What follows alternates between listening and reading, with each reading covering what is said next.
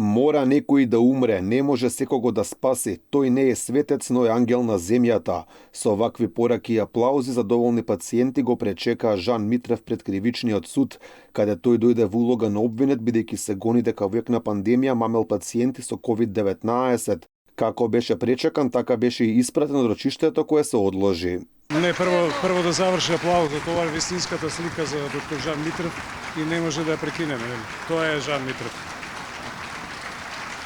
Тоа е ангел на земјата, не е човек. Па мора некој да умре, може он сите да ги спаси.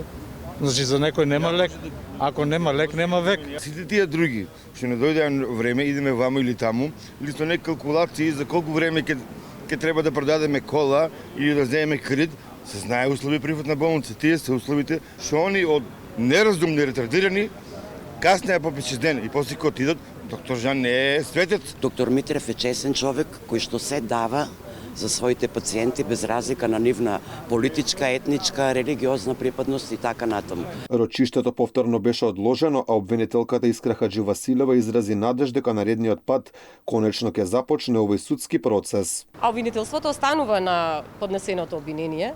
Уверени сме во силината на доказите кои ќе ги изнесеме пред судот.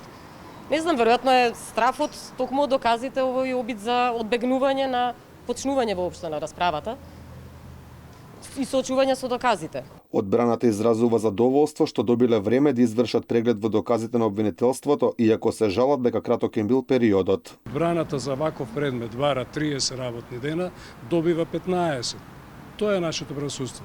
Но еве и за 15 дена ќе се обидеме да завршиме, да го подготвиме Жан, бидејќи вистината ја подготвува одбраната. Обвинителството поднесе обвинение против Митрев на 10 јануари. Тој се гони за кривично дело измама, а поврзано со лекувањето на ковид пациенти со методот хемофилтрација. Според обвинението, Митрев ги довел во заблуда пациентите дека со овие методи нуди алтернативен начин за лекување од ковид, што немало врска со вистината.